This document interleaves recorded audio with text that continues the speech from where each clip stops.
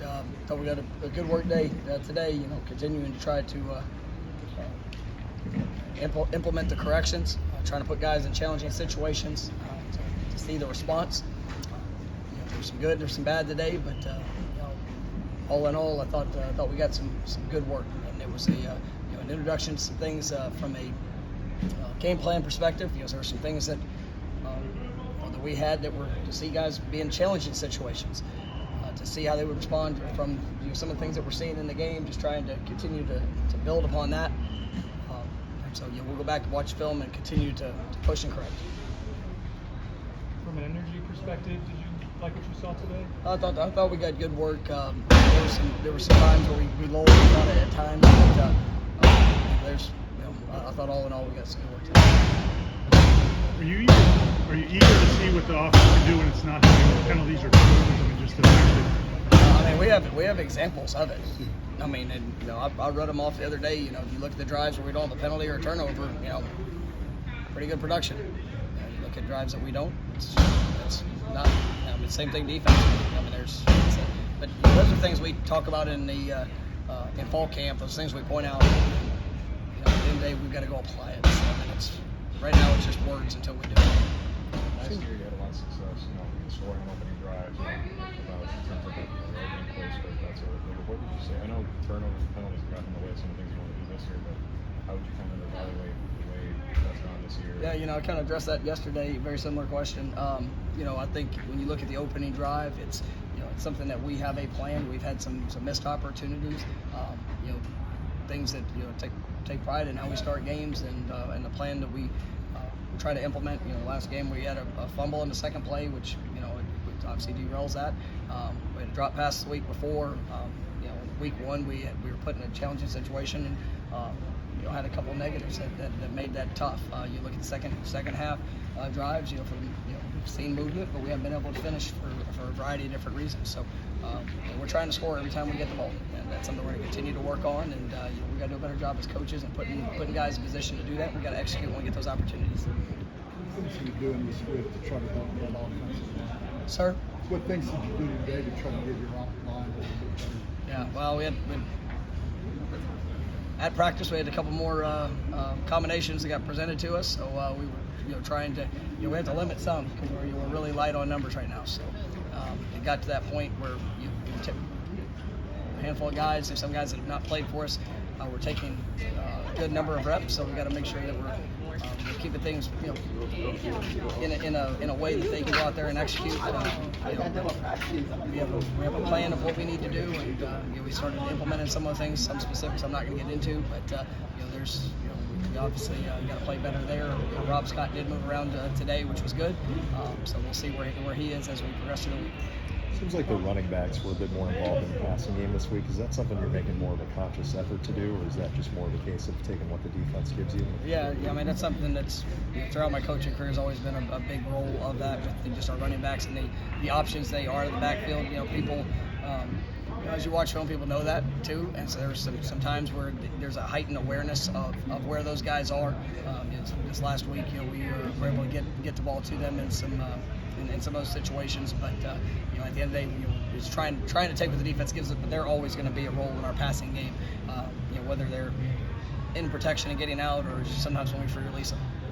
You talked uncertain about Jordan's status going into the weekend. Would Chubb, be the backup if he were unavailable? I guess how valuable has kind of the extended practice time he's gotten this year been?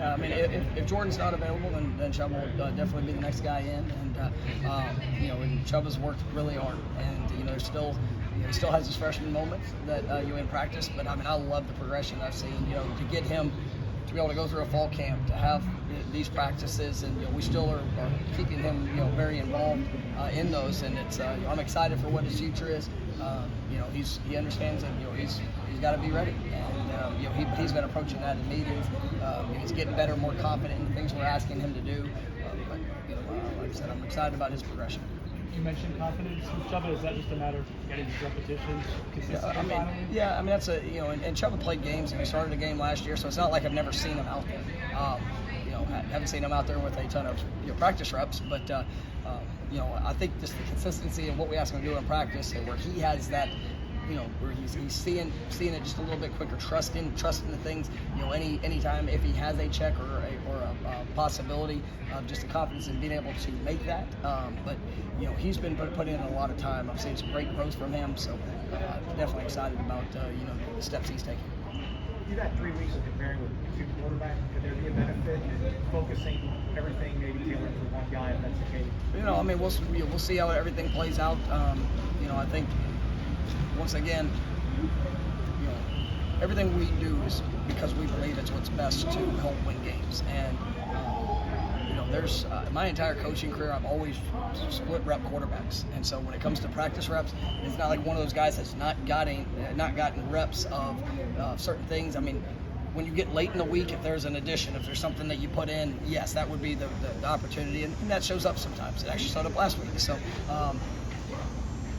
but for the most part of it, those things shouldn't affect you as much. But we'll see how that plays out if that's the case here this week.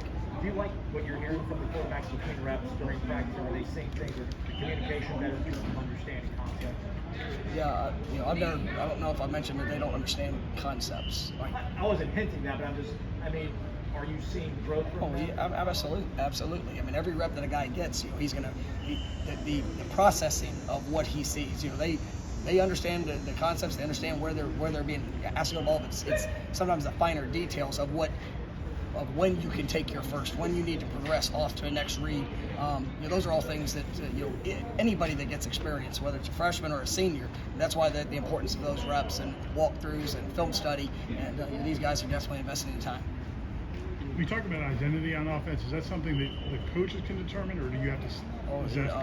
There's something coaches can desire, right? But players, we've got to go live it out. And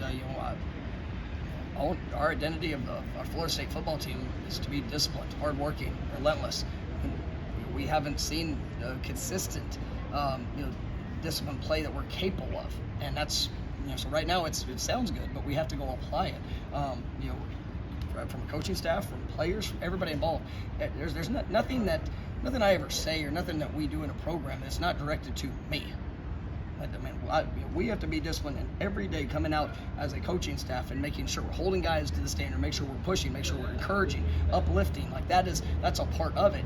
But then it's about the response of the application.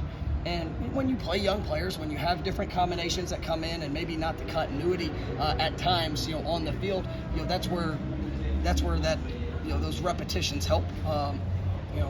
We faced some adverse situations. We've had some failures, and kind of to my point yesterday is that we cannot let those go to waste. And when you make a mistake, when you don't maybe trust the fundamental, or you don't, you try with all the right intentions and you get stuck, not doing something that you have prepared for. That's where you have to be able to apply that moving forward. And it's just like with a coach. You do it each game. You do it between drives. Offense, defense, special teams. You evaluate what are you doing, and then you have to be disciplined to be able to apply the correction of what you see. And that's where we're moving towards. And like I said, I believe in these guys, in what we're doing and how we're going about the process of growth. But we've got to do a better job of letting that show up, so it is the identity of who we are. Having the referees out here, what are the benefits, I guess, of that? Is that something you plan to continue to do throughout the season? It's something, I know we talked about it yesterday, and that's something that we don't have a full group.